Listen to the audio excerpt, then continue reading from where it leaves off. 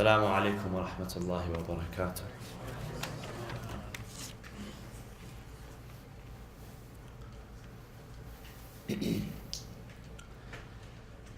أعوذ بالله السميع العليم من الشيطان اللعين الرجيم. بسم الله الرحمن الرحيم. الحمد لله رب العالمين، والصلاة والسلام على أشرف الأنبياء والمرسلين، حبيب إله العالمين أبي القاسم المصطفى محمد.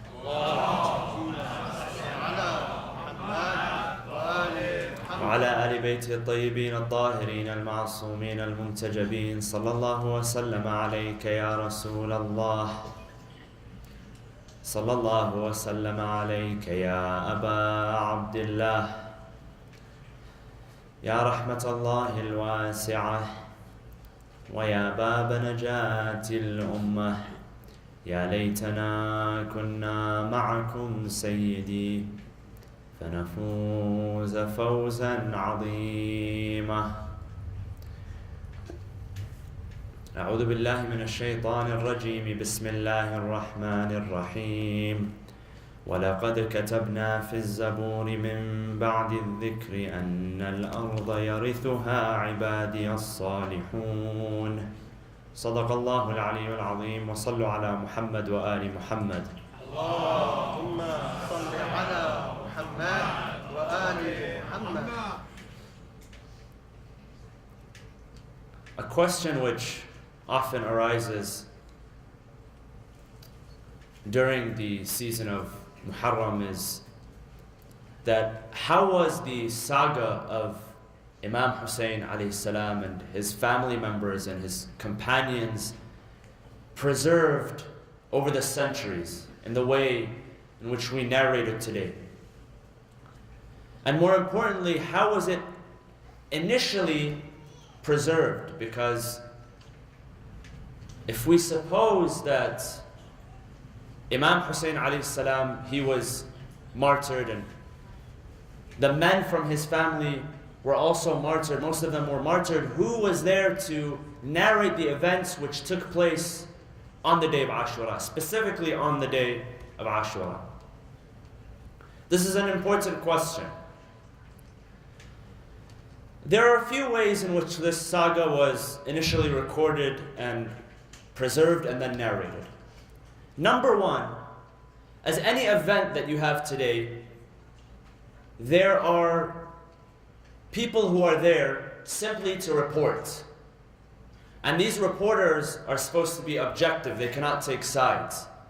So, if a reporter, for instance, is dispatched into a battlefield today, this reporter is supposed to be objective, he can't take sides. Now rarely does this happen, especially today with the media. But in principle, this person is supposed to be objective. In the saga of Imam Hussein, there were people there on the day of Ashura who were narrating, and they were supposed to be objective, they did not take sides. Among them was Hamid ibn Muslim. And Hamid ibn Muslim was initially dispatched alongside the army of Umar ibn Sa'ad to witness what would take place on the battlefield in Karbala on the day of Ashura.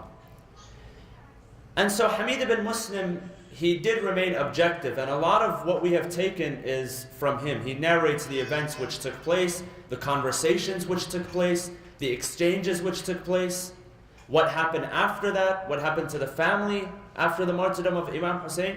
He recorded this, and then this initial report was transferred to the historians. And among the earliest historians was a man by the name of Abu Mikhnaf al-Kufi. So he was among the earliest commentators of the saga of what happened on the day of Ashura.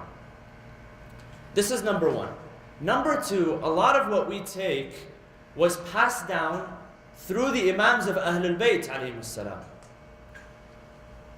Al-Imam Zayn al-Abidin witnessed the entire tragedy on the day of Ashura. And it was said that he lived for 35 years after the incident, and for 35 years the Imam would weep when he would remember, when he would recall, because it is like he could see it with his own two eyes. The vivid descriptions that he would narrate to his companions, and then those were passed down into the histories. Some histories also suggest that the fifth Imam, Al-Imam Al-Baqir alayhi salam, was also present in Karbala on the day of Ashura at a very young age.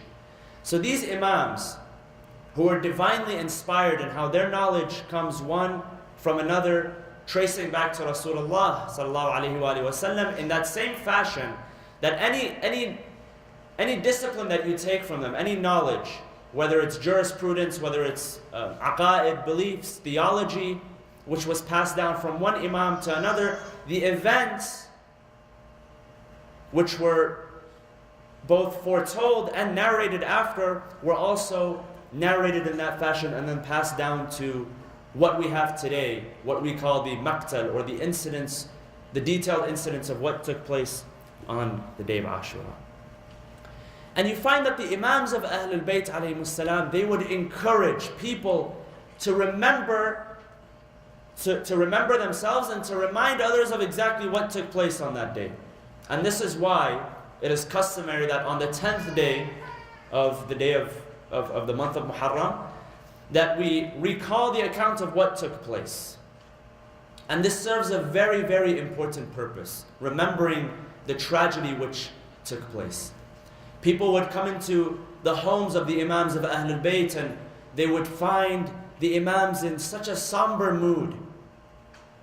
And they would inquire, they would ask them, because the Imams were not able to publicly commemorate what happened after the day of Ashura. So they would have to do so privately in their homes. And the companions would come to the homes and they would find the Imams in a somber mood. They would find, the place adorned in black. And they would ask them what the case is, and then they would relate to them that this is the month of Muharram. And in this month, this tragedy, this immense tragedy took place. And then they would teach them to narrate what happened. They would narrate to them the events, and then they would teach them to narrate it to other people. And they would teach them to establish the majalis of aza, the lamentation of Imam Hussein alayhi salam. Al-Imam Ali ibn Musa al-Rida alayhi salam, when he speaks of what happened on the day of Ashura, and this is more than a century later, he says, "Inna yawm al-Husayn aqraha jufunana." He says that the day of Hussein, we have wept so much that our eyelids are now damaged. أقرح جفوننا وأسال دموعنا, and has brought down our tears, has allowed our tears to flow. وأذل عزيزنا وأورثنا الكرب والبلاء إلى يوم الانقضاء. That we have inherited this tragedy, one from another. We have inherited this tragedy إلى يوم الانقضاء, until the day of judgment. Meaning that our followers who walk in our footsteps, they have inherited this tragedy in the same way that we have. So it is something which is inherent, something which was taught to us by the Imams of Ahlul Bayt as central. Now, some people say that why is it that the Imams of Ahlul Bayt used to weep? It's something which happened, hundreds of years ago, more than 1,000 years ago. But what we understand from the Imams of Ahlul Bayt, of course, is that it was no normal tragedy. Now, I'll relate to you some of the words of the Imams of Ahlul Bayt just to get a sense of how profound this tragedy was. Al-Imam al-Sadiq alayhi salam, when speaking of the tragedy of Ashura, he says the following. There's a ziyarah. Most of the ziyaras, by the way, most of the ziyaras of Imam Hussein alayhi salam are narrated from the 6th Imam. People would come to the 6th Imam, they would tell him, Yabna Rasulullah, we are going to visit your grandfather, Imam Hussein, in Karbala. What do we do? So he would teach them, when you enter the city, you perform the ghusl, you purify yourself, you do so with a pure intention, and then say the following. They would teach them exactly what to say, the ziyarah. In one ziyarah, the sixth Imam says the following to his grandfather. He says, أشهد لقد اقشعرت لدمائكم أظلة العرش. He says, I bear witness that the arsh, the celestial realm, the throne, basically what we call the throne of God, the celestial realm, اقشعرت, it was shaken for your blood. In another ziyarah, it says, I bear witness that the wild animals in the forest, they wept for Imam Hussein. So when we're speaking about this tragedy, it's not just a tragedy of humanity. You know, we tend to remember what, for instance, Western historians or Orientalists or what Gandhi said or what this person said, you know, about the importance of Imam Hussein and his tragedy, how it plays into humanity. This is past humanity. This is more than humanity. This is touching the very essence of creation itself. We're speaking about the throne of Allah subhanahu wa ta'ala being shaken violently, rattled by the blood of Imam Hussein alayhi salam. One hadith says that on the day of judgment, when Fatima al-Zahra alayhi salam sees the headless body of Imam Hussein, she lets out such a shriek, such a cry, that all of the angels in the sky, they stop what they're doing immediately and they begin to join her in weeping. This is more than just morality and ethics and just war theory and humanity. This is the essence of creation. This is the essence of life in itself. And this all comes from the words of the Imams of Ahlul Bayt. Why? Because Imam Hussein alayhi salam, it was more than just human rights. It was more than just fighting against a dictator. Everything good versus everything evil. When Imam Ali alayhi salam goes out to the battlefield in one of the battles, Rasulullah sallallahu alayhi wa sallam, as he is preparing him for battle and he sends him out, he says, this battle, this confrontation which is about to take place, is everything good versus everything evil. Everything good in this creation versus everything evil in this creation was manifested in the command of Ahlul Bayt alayhi salam. But why Imam Hussein more than others? Because, for the sole reason, the nature of the atrocity which took place. Imagine Imam Hussein alayhi salam, a man of 60 years old, takes his family members, takes his closest companions, the most loyal, God-fearing people. He takes them, he is drawn from one city to another, chased from one city to another by people who are vicious, who are full of deceit and full of disbelief and full of hypocrisy, out into the desert, and he is slaughtered mercilessly, and his body is left there under the heat of the sun for days. One of the Muslim historians, he says that if you look at all of history, you will not find one nation which slaughtered mercilessly the grandson of their prophet, of their leader, and then trampled his body under the horses. And they even stole his valuables from him, his rings which were on his hand, his armor which was on his chest, his sword, all of that, his clothes which were torn and full of blood. They stole that from him. You won't see this. This does not happen anywhere. This has not happened. It is a tragedy which is unique. It is a tragedy which should shake us to our core. See, sometimes when we see Hollywood movies, right? We go and we pay $7 or $8 or $15 to see a movie, which they've spent millions of dollars on. And sometimes the story is completely fictional. It has nothing to do with anything.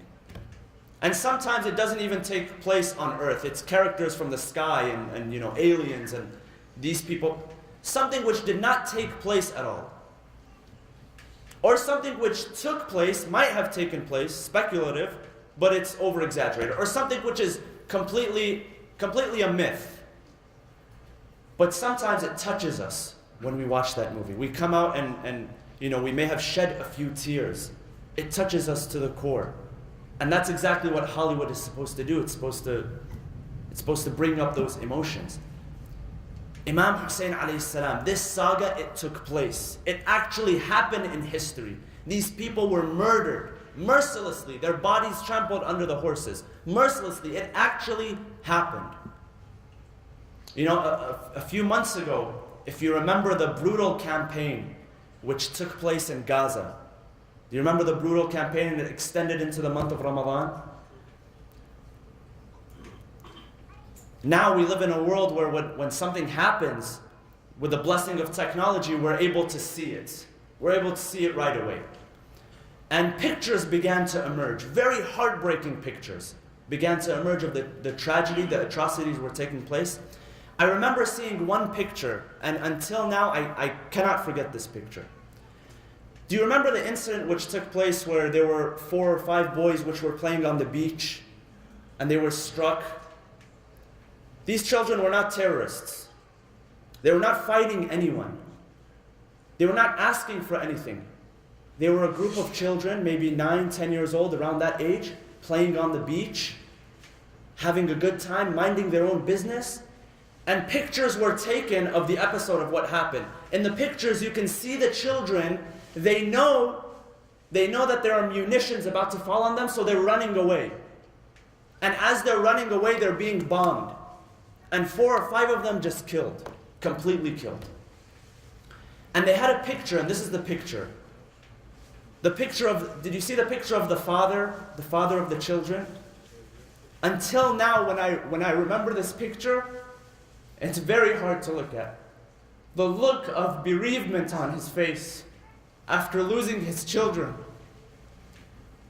And then I thought to myself, Ya Allah, this is a normal man who has lost his child. What happened to Abu Abdullah al-Hussein, who gave his children on the day of Ashura with his own 2 hands? He didn't send his children out and for them to be killed. He went out into the battlefield, he dressed his children with armor, and he said, go. He sent Ali al-Akbar out into the battlefield. He gave his son Ali al-Asghar with his own 2 hands. He placed him in front of the enemy. He said, do you not have mercy? This is a child who has not fed from his mother for days. He cannot move. He does not even have the energy to scream. He does not have the energy to cry. And this child was taken away from him. I imagined, what was the expression on the face of Abu Abdullah al-Hussein? What was the expression on the face of Lady Zainab when they gave their children one after another? We hear about tragedies across the globe, and it touches us to the core. We see movies, Hollywood movies, which have no basis. Sometimes it's completely fiction, and we remember, and we get teary-eyed. The atrocity which took place on the day of Ashura, it is very real. It happened. The Imams of Ahlul Bayt alayhim salam, they told us it happened. They described exactly in what form it happened. And this is why we say it is something which transcends just, it's not just a crime of politics or a crime of humanity or a crime of... This touched the very essence of creation. And this is why the Imam says, أَشْهَدُ لَقَدْ اقْشَعَرَّتْ لِدِمَائِكُمْ أَظِلَّةُ الْعَرْشِ. And this is why we are encouraged to remember the saga over and over again. It's not just, points that we take and we write in our notebooks. And no, there's a philosophy behind weeping. There's a philosophy behind crying. There's a philosophy behind reliving that. It's because that we are supposed to be shaken to the core. And this is the reality of man. We don't wake up unless we are shaken to the core, unless we experience death. The hadith says, النَّاسُ نِيَامٌ إِذَا مَاتُوا انْتَبَهُوا. That all people are dead. We are dead right now. We are sleeping. إِذَا مَاتُوا انْتَبَهُوا. Once they die, they are awake. Because once you're dead, that's it. You're shaken. You're shaken to the core. There's no more life. There's no more pleasures of this life. الناس نيام إذا ماتوا انتبهوا يا أيها الإنسان إنك كادح إلى ربك كدحا فملاقيه. Allah says in the Quran that, oh people, O insan, O mankind, that before you realize the truth, you are struggling and you are toiling, you are shaken to the core until you finally realize the truth.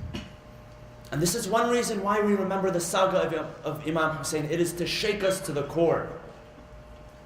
And this is why the Imams of Ahlul Bayt encouraged it as well. Sallu ala Muhammad wa ali Muhammad.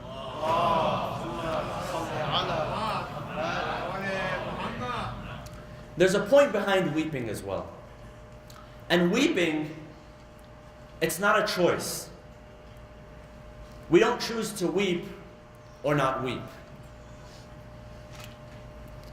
However, what the Ahlul Bayt alayhimus salam teach us is that although we cannot choose to weep or not weep, one thing which we can control and one thing that we can choose is our choice of words. Rasulullah sallallahu alayhi wa sallam, it is said that after his toddler son Ibrahim passed away, Ibrahim was only around maybe 2 or 3 years old when he passed away. During the funeral procession, some of the companions turned to him, they said, Ya Rasulullah, why are you not weeping for your son Ibrahim? You are just bereaved. He says the following to them. He points to a mountain. He says that if this mountain knew the pain which was in my heart, it would crumble. If this mountain can understand the pain which I am suffering right now out of my bereavement, it would crumble. Completely be demolished, annihilated, obliterated. And then he says the following. He says, إِنَّ الْقَلْبَ لَيَحْزَنُ وَالْعَيْنَ لَتَدْمَعُ. He says that our hearts may be broken and our tears may flow. However, we do not say that which angers Allah subhanahu wa ta'ala. So weeping, it's a natural reaction.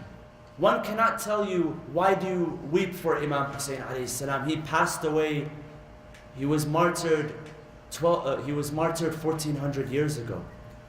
We weep because we love Imam Hussein more than we love ourselves. We love Imam Hussein more than we love the children of Imam Hussein more than we love our own children. The tragedy of Imam Hussein is one which shakes us to the core. It has been narrated that the Prophet Ibrahim ala nabina wa ala alihi afdalu salatu wassalam, after Allah subhanahu wa ta'ala has spared his son Ismail of the sacrifice. And this is a hadith from Ahlul Bayt alayhi salam, narrated by our 8th Imam, Imam Ali ibn Musa alayhi salam. He says the following.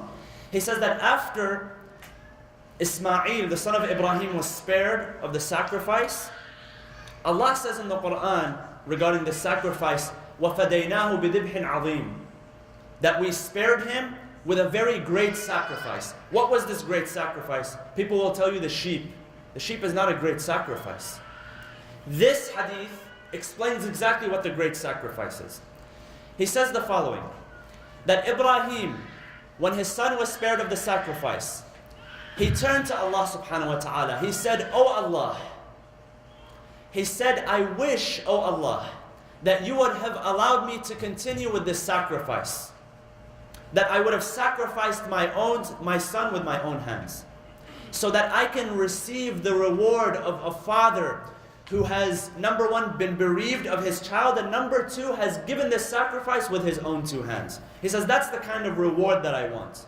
Not the reward where I take him to the altar and then, the knife cannot cut through, and so I toss it and Allah tells me, we have spared you with a great sacrifice. He says, I really wish I would have murdered my son with my own 2 hands so I can receive the reward. So Allah subhanahu wa ta'ala turns to Ibrahim. He says, Ya Ibrahim, if this is what you wish, if this is your desire, then I ask you a question. He says, what is the question? He says, what do you love in this world the most? What creation in this world do you love the most? Ibrahim turns to Allah subhanahu wa ta'ala. He says, Ya Rabb, ما خلقت خلقا أحب إلي من حبيبك محمد صلوا على محمد وآل محمد. Ibrahim says, "O Lord, there is nothing in this universe which you have created, or no one in this universe which you have created, which is more dear and beloved to me than the most beloved creation, and that is the Prophet Muhammad sallallahu alaihi wasallam." So Allah asks him the following. He says, "Do you love him more than yourself?" He says, "I love him more than myself." He says, "Do you love his children more than your own children?" He says, "I love his children more than my own children, more than my own progeny." He says, "Then which is harder for you to handle?" And the harder it is to handle, the more thawab. This is what Ibrahim is suggesting. He says, which is harder for you to handle? That you sacrifice your son with your hand, or that the son of Rasulullah is sacrificed against his will? He says, "Ya Rab, it is harder for me that the son of Rasulullah is sacrificed, is murdered against his own will." He says, "Ya Ibrahim, there will come a time where the progeny of Rasulullah sallallahu alaihi wasallam will be murdered, they will be massacred in such an atrocious way against their own will." Upon hearing this, Ibrahim begins to weep. Allah subhanahu wa ta'ala tells him at this moment that for weeping for this person that you love more than your own self, I have given you the reward which you sought in the first place. And I have given this opportunity for all those who weep for the progeny of Rasulullah sallallahu alaihi wasallam, that they be rewarded more than a person who sacrifices his own son with his own two hands. And this is why the Imam tells his companion, the 8th Imam, he tells him, "Ya ibn Shabib, in kunta bakiyan ala shay, fabki ala jaddi al-Husayn, فَإِنَّهُ ذُبِحَ كَمَا يُذْبَحُ الْكَبْشِ." He says, "O son of Shabib, if you were to weep about anything, if you were to cry over anything, cry over my grandfather Hussein, for he was murdered and slaughtered in the same way that an animal is slaughtered." You lose a child, cry for Hussein. You lose a brother, cry for Hussein. You lose a father, cry for Hussein. You lose a friend, cry for Hussein. You lose any material in this world, cry for Hussein. You lose any loved one, cry for Hussein. The rewards are immense, brothers and sisters. And this is why we mention the tragedy in detail every night in the night of Muharram. And on the 10th day we mention exactly what happened, so that we are shaken to the core, so that we may weep and receive the rewards that Ibrahim ala nabina wa ala alihi afdalus salatu was salam asked from Allah subhanahu wa ta'ala. Sallu ala Muhammad wa ali Muhammad.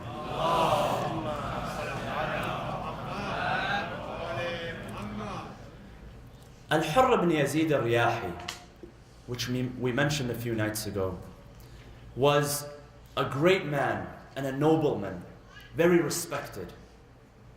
Today when you visit his shrine, his grave, you find that it is set in an area which is a few kilometers distance from where the shrine of Imam Hussein and Abu al-Fadl al-Abbas and his companions are, a few kilometers away from the city center.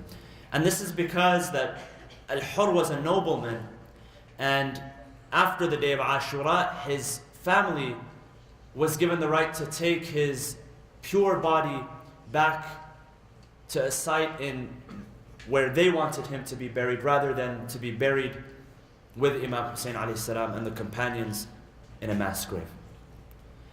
This man is extremely blessed, Al-Hurr ibn Yazid al-Riyahi. The choice that he made, not only did it earn him paradise, but Allah subhanahu wa ta'ala decided to bless him and his family, his progeny, his lineage as well. The lineage of this man is a very great one. Many scholars from the school of Ahl al-Bayt, they come from the lineage of Al-Hurr ibn Yazid al-Riyahi. One of them is Al-Hurr al-Amili, a Lebanese scholar who was a descendant, traces his lineage back to Al-Hurr ibn Yazid al-Riyahi, who has compiled the book Wasa'il al-Shi'a, which is an encyclopedia on the knowledge of Ahl al-Bayt alayhim salam. One of the most, expansive collections which we have today. As well as many other people who came from his blessed lineage. All of this was because of one choice that he made, this man. إِنِّي أَرَى نَفْسِي مُخَيَّرَةٌ بَيْنَ الْجَنَّةِ وَالنَّارِ. I see myself when he heard the words of Imam Hussein alayhi salam, when Imam Hussein stood out into the battlefield. And Imam Hussein did this many times on the day of Ashura. It wasn't like the Imam woke up and he prepared his people for battle and sent them out. The Imam, before engaging the enemy, he sent his companions out, he went out himself, and he addressed the crowd so that there would be no confusion, no questions left to be answered. Every question was answered on the day of Ashura. Everything was clear. Nothing was vague, nothing was ambiguous. He went out and he reprimanded them, and he told them of the consequences of their actions, but they insisted. During one of his speeches, when he addressed the people, this man, Al-Hurr ibn Yazid al-Riyahi, was left dazed. He was baffled, he was confused. He began to walk right and left. One of the men, Al-Muhajir ibn Aus, he turns to him and he says, "What's wrong with you, Ya Hurr?" He says that you went from being the most brave and valiant man to being someone who looks dazed and confused and has no idea what's about to happen. I mean, you're a battle-hardened veteran. You're a man who is unshakable. He says, if I was to be asked who is the bravest man of Kufa, I wouldn't think for a second. I would reply, Al-Hurr ibn Yazid al-Riyahi. Al-Hurr heard the call of Imam Hussein alayhi salam. Here he had a mental tug of war with himself. He didn't know what to do. Until finally the screams of the children of Imam Hussein alayhi salam, it penetrated deep within his heart and deep within his conscience. At that moment, he turns to Umar ibn Sa'd. He says, Ya Umar, you are coming here to fight this man. You know, we've stood face to face. Here it's about to happen. Are you serious? Is this battle seriously about to happen? He says, yes, wallah, Umar ibn Sa'd. He says, the kind of battle where limbs will fall off and heads will fall off of their bodies. So once Al-Hurr ibn Yazid al-Riyahi heard this from Umar ibn Sa'd, he makes his conscious choice. إِنِّي أَرَى نَفْسِي مُخَيَّرَةٌ بَيْنَ الْجَنَّةِ وَالنَّارِ. He says to Muhajir ibn Aus, I see myself, and this is a struggle which we all struggle with every single day. I see myself standing between the hellfire, and the heaven. And by Allah subhanahu wa ta'ala, I do not choose anything over the heaven, even if it means I am cut into pieces. And with this very strong courage and with this very strong determination, this man, he goes out to take some water to the battlefield. He approaches Imam Hussein alayhi salam. At this moment, he has an epiphany. Imagine, he's not surrounded by his companions anymore. He has not met Imam Hussein yet. It is this man riding on his horse. In the midday, before the battle begins, in this obliterating heat, he turns to Allah subhanahu wa ta'ala. He says, Oh Allah, Allahumma inni tubtu ilayka wa inni ilayka unib. He says, Oh Allah, I seek refuge in you. I seek forgiveness from you and I seek refuge. Why? Why, Ya Hurr? Why is it that you seek refuge? For I have struck terror into the hearts of your most beloved people. Oh Allah, forgive me for striking terror into the hearts of these most precious beloved people. When he approaches the camp of Imam Hussein alayhi salam, Abu al-Fadl al-Abbas, he sees him standing, the flag bearer, standing in front of the encampment, not allowing anyone to come in. As Al-Hurr ibn Yazid al-Riyahi comes, he disembarks from his horse, and he does not approach as a soldier. He approaches as a man of peace. And once he sees Imam Hussein alayhi salam, he says, Sayyidi Aba Abdullah, I am here on a special mission. You know that it was only a few days ago that I came to you and I intercepted your path while you were on the way to Kufa. When Hurr ibn Yazid al-Riyahi came to Imam Hussein, he was so weak at that moment, the Imam could have killed him. He could have obliterated him, annihilated him. But he chose not to begin the battle. He said, Sayyidi Aba Abdullah, I am the one, this man which is standing in front of you today is the reason why you and your family have stopped, have halted in the city of Karbala. If there is any evil, it comes from me. is there any place for repentance? Do you forgive me? What does the Imam tell him? He tells him, ask forgiveness from Allah subhanahu wa ta'ala. He tells him, if you find forgiveness from Allah subhanahu wa ta'ala, then you have found forgiveness from me. Allahu Akbar. Imagine the heart of Imam Hussein alayhi salam. In this heat, at this time where there's only a few hours left for his life, he is about to lose his loved ones, but he remembers the forgiveness of Allah. Brothers and sisters, it's not proper for us to hold grudges against people for the rest of our life. If Imam Hussein is forgiving, if Allah subhanahu wa ta'ala is forgiving, then who are we? People who are full of mistakes, people who are full of sins. We need the forgiveness of Allah subhanahu wa ta'ala. Who are we not to forgive people? Who are we to hold grudges against people over things which are completely useless? Take the example of Imam Hussein, how he approached Al-Hurr ibn Yazid al-Riyahi. Allahu Akbar. This man is such an inspiration. Within a few hours, he saved himself from the hellfire, and he became among the first people to go out into the battlefield to fight for Imam Hussein. Al-Hurr ibn Yazid al-Riyahi, when the companions go out into the battlefield, he seeks permission. Sayyidi Aba Abdullah, is it time for me to go out into the battlefield? I have struck fear into the hearts of the daughters of Rasulullah. Allow me to be among those who relieve the hearts of the daughters of Rasulullah. He goes out into the battlefield and he begins to fight like a fierce lion, and he begins to recite poetry in defense of Imam Hussein. The narrators say that he begins to strike down people one after another. People go out into the battlefield just to fight him, just to be able to fight him because of his treachery.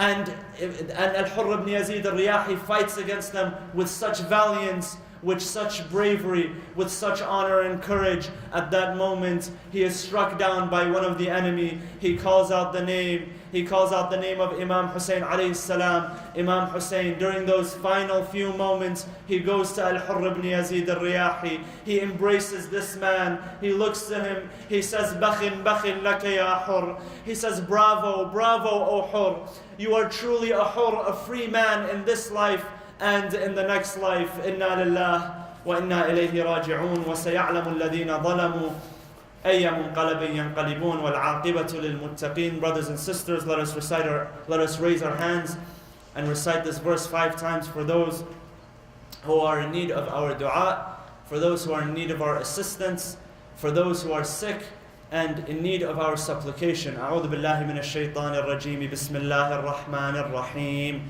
أَمَّنْ يُجِيبُ الْمُضْطَرَّ إِذَا دَعَاهُ وَيَكْشِفُ السُّوءَ أَمَّنْ يُجِيبُ الْمُضْطَرَّ إِذَا دَعَاهُ وَيَكْشِفُ السُّوءَ أَمَّنْ يُجِيبُ الْمُضْطَرَّ إِذَا دَعَاهُ وَيَكْشِفُ السُّوءَ أَمَّنْ يُجِيبُ الْمُضْطَرَّ إِذَا دَعَاهُ وَيَكْشِفُ السُّوءَ أَمَّنْ يُجِيبُ الْمُضْطَرَّ إِذَا دَعَاهُ وَيَكْشِفُ السُّوءَ اللهم اغفر للمؤمنين والمؤمنات والمسلمين والمسلمات الأحياء منهم والأموات. تابع بيننا وبينهم بالخيرات، إنك مجيب الدعوات، إنك قاضي الحاجات، إنك على كل شيء قدير برحمتك يا أرحم الراحمين. وصلى الله وسلم على سيدنا محمد وعلى آل بيته الطيبين الطاهرين.